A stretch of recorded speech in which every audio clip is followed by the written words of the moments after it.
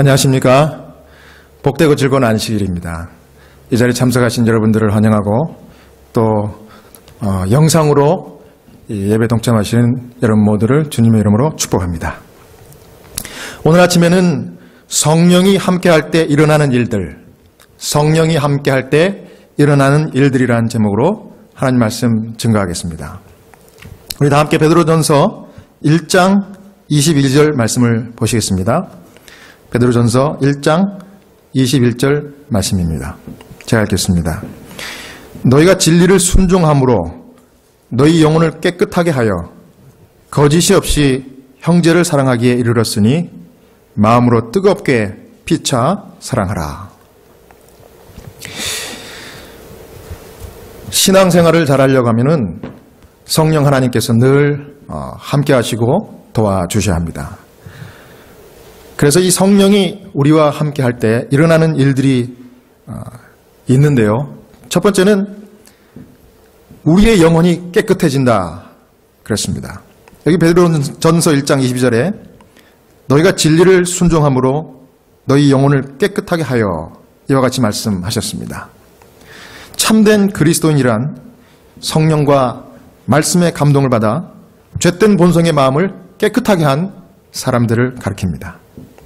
여기 말씀 가운데 영혼이라는 표현을 썼습니다. 그런데 이 영혼이라는 단어는 같은 책 베드로전서 3장 20절에 노아의 방주 얘기를 하면서 여기 8명의 사람이 이와 같은 내용이 나옵니다. 여기 8명이라고 표현할 때 그 표현을 영혼이라고 썼습니다. 8영혼. 한국말은 8명의 이 식구 뭐 이렇게 표현을 했는데 이 영어 성경은 8 souls 이렇게 얘기했습니다. 즉 여기서 말하는 영혼이란 말은 사람, 인간 자신을, 인간의 자아, 인간의 마음을 지칭하는 단어와 동일한 단어입니다. 그 다음에 여기 진리를 순종함으로라고 이렇게 한국말로 번역이 되어 있는데요. 이 영어 원문에는요, In obeying the truth through the Spirit이라고 있습니다. 그러니까 성령을 통하여 이와 같은 표현을 여기 하고 있습니다.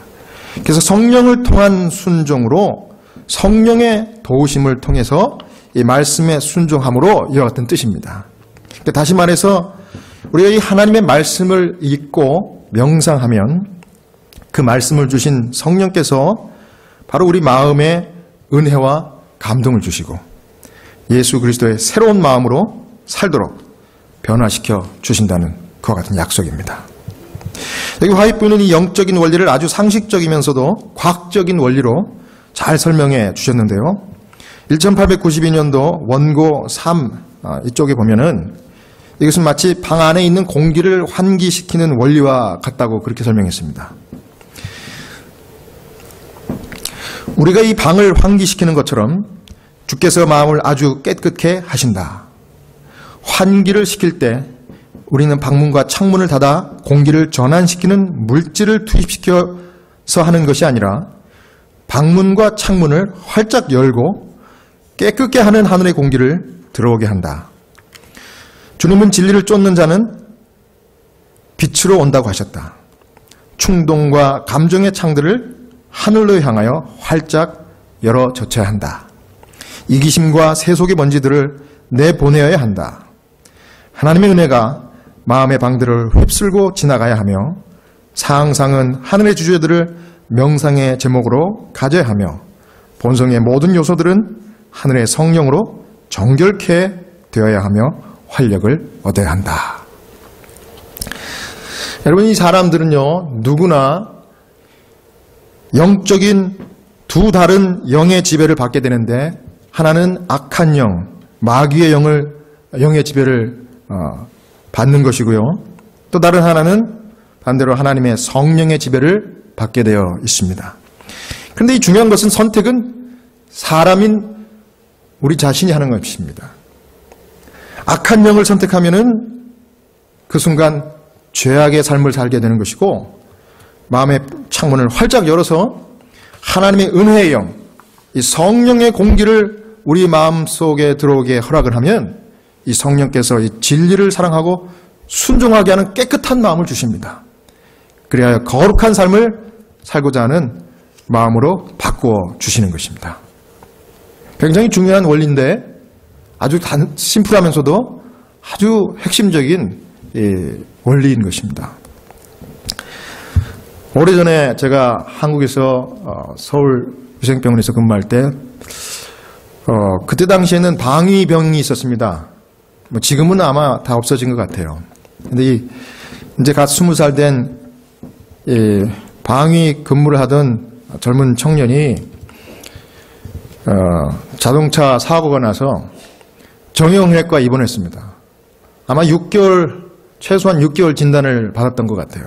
그래서 거의 뭐 몸을 움직이지 못하고 꼼짝없이 침대에만 누워있는데 제가 오전에 한 번, 오후에 한 번 이렇게 가서 기도를 해줬습니다. 이렇게 아파서 꼼짝 않고 있는데 내가 빨리 낫도록 기도해 주겠다고. 뭐 기도해 주겠다고 얘기하고 일방적으로 제가 사실은 기도한 겁니다. 그리고 저는 늘 기도하면 손을 잡고 이렇게 기도하니까. 뭐 기도를 마쳐도 뭐 고맙다는 인사도 안 하고 사실 눈길도 주지를 않더라고요. 뭐 그렇다고 또 기도하지 말라고 반대하지도 않아요. 아마 뭐 몸이 성하지 않아서 이도저도 못했던 것 같기도 합니다. 그런데 어느 날 점심 식사를 아주 만족스럽게 하고 이제 또 기도를 하려고 그 병실에 갔습니다. 그랬더니 여전히 누워 있어요. 저를 봅니다. 제가 늘 그랬으니까 또 그날도 나를 위해서 기도해 주겠지 이렇게 하는 것 같아요. 그래서 제가 그 친구의 이름을 부르면서 내가 오늘 또 왔다고, 내가 또 다시 기도해 주겠다고 그래서 손을 잡고 기도를 했습니다. 하나님 아버지, 이 친구가 일을 해서 병원에 입원했습니다. 이 어려운 형편을 아시는 주님, 이 친구가 하나님을 믿고 또 이곳에서 치료를 잘 받아가지고 빨리 회복되게 해주십시오. 이렇게 기도를 하고서 아멘하고 마쳐야 되는데 그날따라 식사를 만족스럽게 하고 점심 식사를 하자마자 올라갔기 때문에 식곤증이 왔나 봐요. 기도를 하다가 깜빡 졸았던 것 같아요. 근데 그 짧은 순간에 꿈을 꿨어요. 근데 그 꿈 속에 지금도 생생합니다. 그때 당시에 원목 목사들이 여러분이 계셨는데 각 병동마다 아침 일찍 출근하신 의사, 간호사들을 다 모아놓고 그들이 하루 일과를 시작하기 전에 15분 예배를 인도하는 일들을 했습니다. 그런데 각 병동마다 갔는데 사실은 목사들이 제일 가기를 꺼려하고 부담스러워했던 그 파트가 뭐냐면 관리부서입니다. 관리과. 그 관리과에는 병원에 있는 모든 그 병원 시설들을 유지 관리하는 일을 돌보는 그런 분들이 계신데 주로 남자분들이 계시고 사실은 거기에 우리 교회 병원이기 때문에 한 40여 명 있는 분들이 대부분 다 그 지역에 널리 흩어져 계시는 그 일선 교회 그 장로님들이세요. 장로 집사님들. 그러니까 그분들 앞에서 이 젊은 목사가 예배를 인도할 때는 굉장히 긴장이 됩니다. 벌벌벌 떨면서 할 때도 있어요. 그런데 제가 이 친구를 위해서 기도하다가 식곤증으로 그냥 깜빡 졸음이 와가지고 꿈을 꿨는데 바로 그 관리과에서 그 40여 명의 그 장로님들이 앉아 계신 그곳에서 이 젊은 사람이 벌벌벌 떨면서 설교하는 꿈을 꾼 거예요. 근데 이제 설교를 마치고 그 꿈속에서 기도를 한 겁니다. 그래갖고 기도를 하는데 제가 꿈을 꾸면서 기도한 그 기도를 제 입으로 이야기한 거예요, 실제로. 그래서 갑자기 이 친구의 회복을 위해서 기도하던 기도가 하나님 아버지, 그러므로 오늘 이 관리과에 계신 모든 주님의 집사 장로님들에게 함께 해주시고 성령님 같이 해주셔서 지혜롭게 또 능력 있게 모든 문제들을 다 해결하고 이 병원을 잘 유지하고 서포트할 수 있도록 도와주시옵소서. 예수님의 이름으로 기도합니다. 아멘. 그랬더니 이 기도를 듣고 있었던 그 같은 병실에 있는 다른 환자가 두 분이 있었어요. 너무 웃기니까 막 깔깔대고 웃는 겁니다. 야, 목사님 피곤하신가 보네. 아이고, 목사님 기도하시다가 꿈 꿨나 보네. 아니, 갑자기 기도가 왜 이렇게 바뀌어요? 내 세상에 저런 기도 처음 들어봤네. 이러면서 막 웃는. 그 깔깔대면서 웃는 소리에 저도 잠에 깼습니다. 그 이야기를 들어보니 제가 실수한 거예요. 얼굴이 파래진 거예요. 미안하고 창피하고 그래가지고 고개를 못 들고 있습니다. 그 환자의 손을 잡고 여전히 이러고 있는 거예요. 눈은 떴지만 고개를 못 들겠어. 미안하고. 그래서 제가 그랬습니다. 아이고 미안하다. 그 환자 이름을 부르면서 야 미안하다 하고서 이렇게 그 환자 얼굴 딱 보는데 이 젊은 친구가 이제까지 대꾸도 않던 기도를 하든 말든 신경도 안 쓰는 것처럼 대꾸도 않던 이 젊은 환자가 눈물을 쭉 흘리면서 말을 하는 겁니다. 목사님 죄송해요. 제가 그동안 목사님의 하루에 2번씩 저를 위해서 기도해 주셔도 저는 순 하나님만 원망하고 내가 왜 이렇게 사고를 당해야 됐나.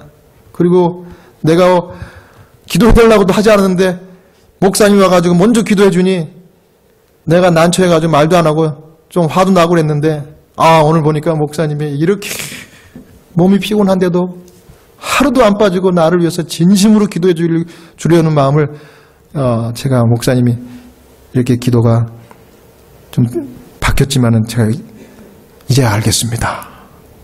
목사님 감사합니다. 목사님 저도 목사님이 믿는 하나님 믿고 싶습니다. 목사님 제가 여기 누워있는데 너무 심심합니다. 목사님 저를 위해서 성경을 좀 가르쳐 주십시오. 기적이 일어난 겁니다. 제가 이렇게 사람들을 이렇게 만나면 좀 순수한가 봐요. 그 순수한 마음에 감동을 받고서 정말 나를 케어하는구나 해서 마음을 활짝 열었습니다. 완전히 마음이 100% 열렸어요. 그래서 제가 그래 고맙다. 이제 그날부터 성경을 가르치기 시작했습니다. 우리 교회 28개 교리를 싹 다 가르치고 그 다음에 마지막에 침례 심문을 했습니다. 그랬더니 주저하지도 않고 침례 받겠대요. 그래가지고 특수 침례 그 당이 있습니다. 물리치료실에. 그래서 이렇게 곤도라 같은 이런 침례 시설에다가 딱 해가지고 물리치료 침례탕에서 침례를 딱 베풀었어요. 침례를 받고 나서 이 친구가 너무 기분이 좋아합니다. 그리고 성경을 더 열심히 배우더니 6개월 진단받은 사람이 6개월이 채 못 차서 4개월 만에 퇴원했어요. 그리고 퇴원할 때 원목실에 와서 90도 각도로 절을 하고 감사합니다. 목사님 때문에 하나님을 영접했습니다. 그래서 이제 퇴원하고 가까운 우리 재림교회 연결해 드렸습니다. 여러분 하나님의 성령이 함께 하시면 우리의 닫힌 마음들이 활짝 열리는 것입니다. 마음이 활짝 열리면은 여기 어떤 공기 정화제가 와가지고 이 공기를 정화시키는 것이 아니라 외부에 있는 공기가 유입돼야지 이 방 안에 있는 공기가 완전히 바꿔져서 정화되는 것처럼 하나님의 성령께서 우리의 열린 마음에 이 문을 통하여 들어오실 때 우리가 은혜를 받고 감격해서 하나님의 말씀을 정말 능력 있게 받아들일 수 있는 것입니다. 그럴 때 우리 마음 가운데 거룩한 삶을 살게 할 수 있는 우리의 영혼이 깨끗해지는 것입니다. 사랑하는 여러분, 날마다 우리 하나님의 말씀을 가까이 하시고 또 명상하시고 여러분의 마음의 문을 활짝 열어서 성령께서 문을 두드리실 때 그분을 받아들임으로 깨끗한 마음, 영혼이 정결한 그런 성도가 되시기를 간절히 바랍니다. 그 다음 성령께서 우리 마음 가운데 함께 하실 때 형제 사랑의 마음을 갖게 해주십니다. 베드로전서 1장 22절입니다. 너희가 진리를 순종함으로 너희 영혼을 깨끗하게 하여 거짓이 없이 형제를 사랑하기에 이르렀으니 이와 같이 말씀했습니다. 죄로 물든 인간의 마음은 날 때부터 사랑이 없습니다. 그래서 베드로는 여기 성령을 통하여 진리에 순종할 때에 형제 사랑하기에 이르렀다 이렇게 얘기합니다. 그래서 우리 마음 가운데, 이 죄인의 마음 가운데 원래부터 형제 사랑하는 마음이 있었다 그러면 베드로가 이렇게 표현을 하지 않았을 겁니다. 오히려 그는 형제를 사랑하니 이렇게 표현했을 텐데 그렇게 하지 않냐고 형제를 사랑하기에 이르렀으니라고 수동태로 이야기를 합니다. 그러니까 뭔가 외부에서 어떤 영향을 받은 것처럼 그렇게 얘기하는 것입니다. 성령께서 우리의 마음을 정결케 하셔서 형제 사랑으로 그 마음이 드러나게 된다는 그런 이야기입니다. 그래서 베드로는 이것을 가리켜서 거짓 없는 사랑이라, 다른 말로는 참된 사랑이다, 이렇게 이야기하는 것입니다. 거짓 없는 형제 사랑은 새롭게 변화된 마음에서만 흘러나올 수 있는 사랑입니다. 그러므로 여러분, 참 사랑이라고 하는 것은 위로부터 오는 것입니다. 하늘에서부터 오는 것이 진짜 사랑입니다. 세상 사람들은요, 아무리 노력해도 흉내낼 수 없는 그런 사랑입니다. 성경에 여러 군데 이런 비슷한 말씀들이 있지만 에스겔서 11장 19절에 내가 그들에게 일치한 마음을 주고 그 속에 내 신을 주며 그 몸에서 굳은 마음을 제하고 부드러운 마음을 주어서 이와 같이 이야기했습니다. 즉 하나님이 새 영, 새 마음을 넣어주시겠다는 그런 약속입니다. 바로 이 새 마음, 이것은 바로 예수 그리스도의 마음인데 예수 그리스도의 마음은 바로 사랑과 동정심이 충만한 마음입니다. 이것을 가질 때 그리스도인들이 정말 거짓 없이 진짜 사랑으로 형제들을 사랑할 수 있게 되는 것입니다. 참 요즘같이 사랑이 메발랐다 이렇게 생각이 들 수 있는 때가 참 없었던 것 같습니다. 그런데 제 며칠 전에 자정이 거의 되어서 제가 온콜이었는데 전화가 왔습니다. 병원에서. 지금 막 환자가 돌아가셨는데 그 돌아가신 그 환자의 쌍둥이 형이 지금 이렇게 자정 가까운 시간이지만 너무 마음 가운데 슬퍼해서 채플린이 필요하다고 요청했다는 전화였습니다. 보통 이 환자가 밤에 돌아가시면은 가족들이 우리 하스피스 방문을 거절합니다. 왜냐하면 이제 다 돌아가셨고 또 너무 늦은 시간이니까. 그런데 그럼에도 불구하고 그 시각에 채플린이 오라고 요청할 때는 조금 심각한 정서적인 또는 영적인 문제가 있는 경우가 많이 있습니다. 제가 기도를 막 간절히 하고 이제 도착했더니 죽은 환자가 병실에 그대로 누워 있습니다. 정말 그 쌍둥이 형이 딱 한 사람, 아무도 없고 딱 한 사람, 그 쌍둥이 형이 말없이 죽은 동생의 침상을 지켜보고 있어요. 사실 이 환자는 불과 하루 전에 우리 호스피스 환자로 입원하신 분입니다. 그런데 예상했던 대로 이 환자의 유일한 보호자였던 이 쌍둥이, 아주 일란성 쌍둥이라 똑같이 생겼어요. 이 쌍둥이 형이 불평을 털어놓기 시작합니다. 이거 보세요. 여기 이 빈 물병들, 또 반 남아있는 이 먹다 남은 이 물병들이 내 동생이 오늘 낮에 목마르다 그래서 내가 줬던 물병들이에요. 내 낮에만 해도 나랑 대화도 잘하고 멀쩡하던 애가 아니 갑자기 오후에 잘못됐더니 이 늦은 시간에 어떻게 죽을 수가 있어요? 이러면서 막 불평을 하는 것입니다. 근데 불평들은 이제 호스피스 케어를 하다 보면은 종종 우리 의료진들에게 보호자들이나 가족분들이 하는 이야기들인데 저도 뭐 호스피스 교육을 잘 받고 어떻게 대처해야 되는지 잘 알기 때문에 크게 뭐 마음에 이렇게 퍼스널리 담지 않고 위로를 해주려고 했습니다. 그런데 이 쌍둥이 형이 목사님 보세요. 지금 이 내 동생이 자고 있어요. 죽은 사람을 자고 있어요. 이렇게 얘기하는 겁니다. 그런데 죽은 사람을 자고 있다고 이야기하는 게 저에게 이상하게 들린 것이 아니라, 보세요. 내 동생이 지금 숨 쉬고 있잖아요. 그 에어 매트리스가 지금 계속 올라갔다 내려갔다 지금 작동하고 있기 때문에 이렇게 숨 쉬는 것 같아요. 죽었지만. 그러면서 지금 숨 쉬고 있잖아요. 안 죽었죠? 또 이러는 거예요.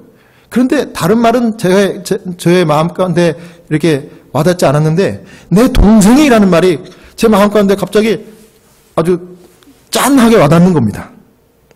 왜냐하면 그 말을 듣는 순간 저도 동생이 있거든요.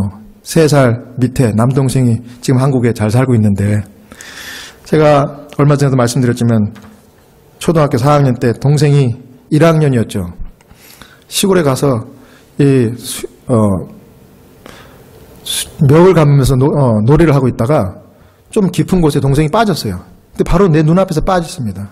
그래서 동네 형이 와가지고, 저는 수영을 못하니까 형을 불렀어요. 그때 형이 와가지고 바로 들어가면 좋은데 안 들어가고 동생이 지칠 때까지, 바로 들어가면 같이 빠질 수 있으니까, 그래서 지칠 때까지 기다리는 거예요. 저는 그걸 모르고 형 빨리 들어가 그랬더니 안 들어가는 거예요.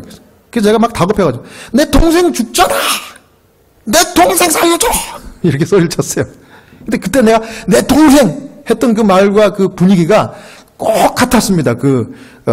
쌍둥이 형이 내 동생이 지금 숨 쉬고 있는 건데 죽지 않았죠? 거기서 이제 마음이 서로 통한 겁니다. 제가 그 말을 듣자마자 너무 마음이 아파가지고 그냥 손을 꽉 잡았습니다. 그랬더니 이 형이 내가 손을 잡으니까 눈물을 주르르 흘린 겁니다. 목사님, 하나밖에 없는 내 동생인데 이렇게 죽으면 어떡해요? 그러면서 이제 우는 거예요. 그러니까 울을 때는 그냥 가만히 이제 말 않고 기다려주는 겁니다. 참 울더라고요. 그래서 좀 진정이 돼가지고 앉으라고 그랬습니다. 그랬더니 이제 그때 마음이 열려가지고, 목사님 정말 감사합니다. 이 늦은 시간에 그 먼 거리를 마다 않고 오셔서 저를 위로해 주신 목사님이 천사 같아요. 그러면서 이제 자기 일생을 살아왔던 얘기를 쭉 한 2시간 동안 얘기하는데, 그 얘기가 지겹지가 않고 마치 내 형제를 대하는 것 같았어요. 내 가족과 이야기하는 것 같았어요.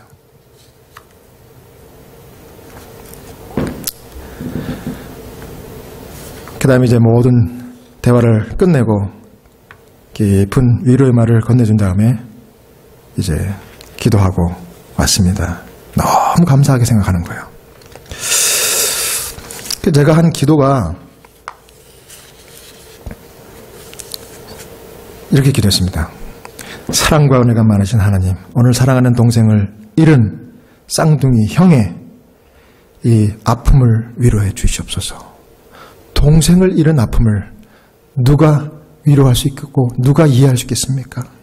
주님, 주님의 십자가 사랑으로 위로하여 주시옵소서.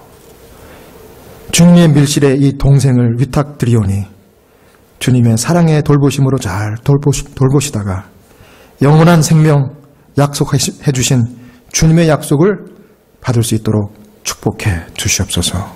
예수님의 이름으로 기도합니다. 막 기도할 때 울어요. 저는 마치 이 경험을 하고 나서 누가복음 15장에 있는 탕자의 비유가 생각났어요.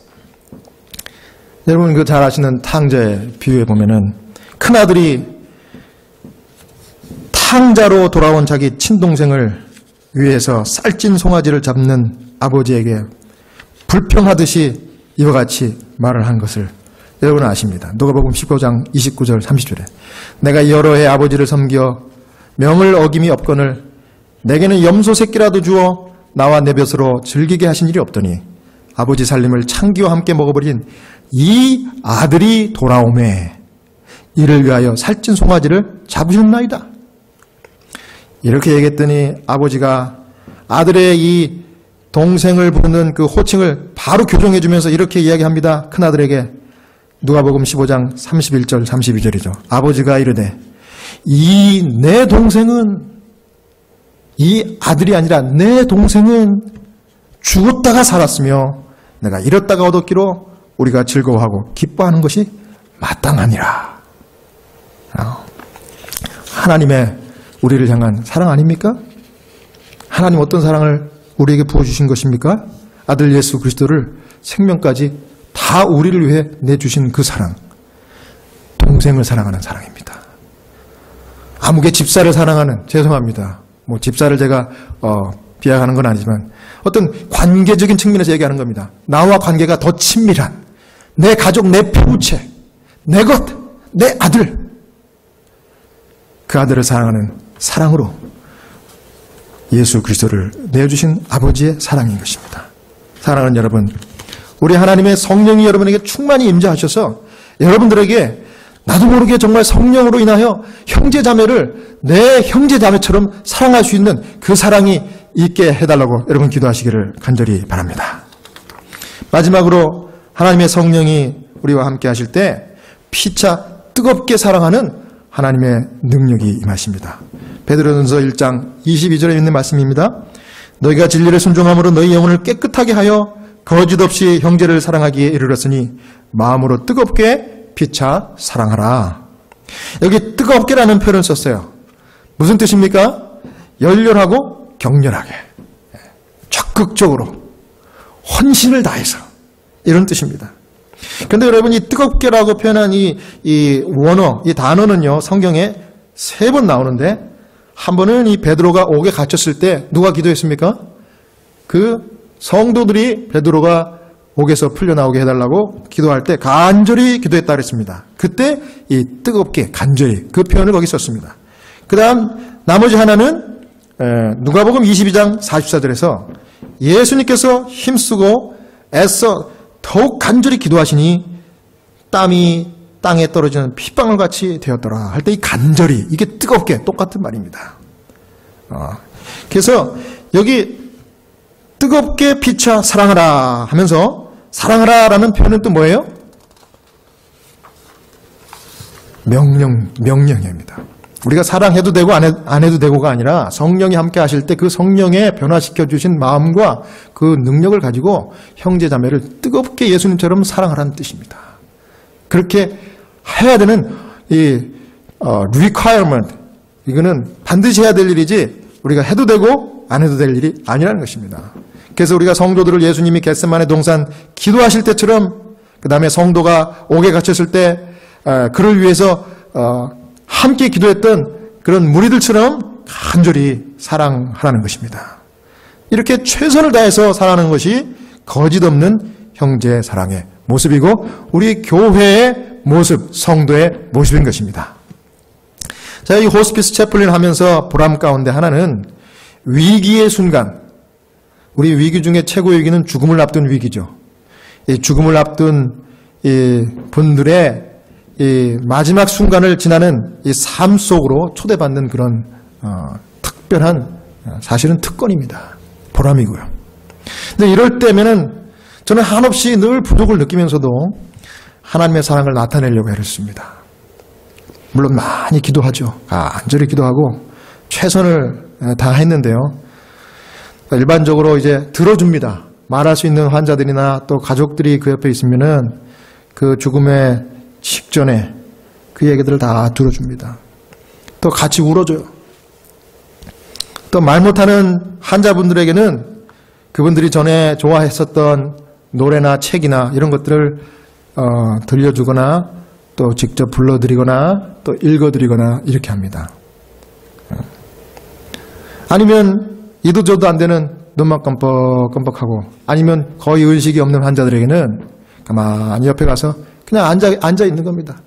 이마에 손을 댄다든지 아니면은 이렇게 손을 살며시 잡아드리면 체온을 교감하면서 그들에게 위로와 사랑을 전해드리는 거예요. 그리고 기회가 되면 떠듬떠듬 또 기도도 해드리는 그런 정도예요. 제가 할 수 있는 것이. 여러분, 그렇지만 그 결과 그분들이요, 사랑을 느껴요. 어떠한 형편, 어떠한 모양이든지 그분들이 저의 케어를 통해서 하나님의 임재를 체험하고 사랑을 느낍니다. 온 세상 사람들은 다 나를 버려도 하나님이 이 목사를 통해서 이 자리에 함께 계시는구나. 얼마 전에도 돌아가시기 직전에 환자분이 저에게 얘기했습니다. 목사님이 오셔서 너무 행복합니다. 내가 목사님이 오시니까 하나님이 여기 계신 것 같아요. 이런 표현을 했어요. 그래서 제가 간절히 기도했습니다. 하나님, 주님의 임재하심을 감사합니다. 주님, 이 영혼에게 영원히 함께하여 주시고 주 안에서 숨을 거두시더라도 우리 하나님 영원히 구원하여 주시옵소서. 아멘. 그리고 그 다음날 돌아가셨어요. 예, 그 환자분이 참 편안하게 돌아가셨습니다. 여러분, 그런데 이분들이 그와 같은 케어를 받으면서 한 가지 공통적으로 발견하는 것이 있어요. 여러분, 그게 뭔지 아십니까? 그것은 바로 삶의 한계에 도달했고 그 한계 속에서 진짜 삶을 발견했다는 것입니다. 사랑이라는 것이에요. 여러분, 우리가 삶의 목적, 이유가 뭐냐고 물어보면 삶은 사랑입니다. 우리가 이 땅에 존재하는 목적은 사랑받고 사랑하기 위해서 있는 거예요. 하나님이 그 목적을 위해서 우리를 이 땅에 태어나게 하시고 또 이 땅에 살다가 가게 하시는 겁니다. 여러분, 사랑하시기 바랍니다. 제가 며칠 전에 95세 되신 치매 노인 할머니 환자분이 계신데 이분은 늘 정신없는 말씀만 하셔요. 대화가 잘 안 돼요. 그런데 2주 전에 그렇게 보고 싶어 했던 딸이 왔어요. 물론 자식을 가질 수 없어서 오래전에 입양한 딸이에요. 입양한 딸인데 입양한 딸도 자기 친자식 사람 얼마나 지극정성과 사랑으로 키웠는지 둘이 만나면 그냥 펑펑 울어요. 그냥 우리 인간은 사람은 감정의 동물이니까 상대방이 이렇게 서로 만나서 우는 거 보면 같이 울고 가잖아요. 저도 그래서 눈물 없이는 그 자리에 같이 있을 수가 없어요. 그런데 그날 어렵사리 그 딸이 찾아왔어요. 그런데 이 딸이 전에는 걸어서 왔었는데 이번에는 휠체어에 의존해 갖고 왔어요. 그것도 자기 딸. 그러니까 이 환자분에게는 손녀딸이죠.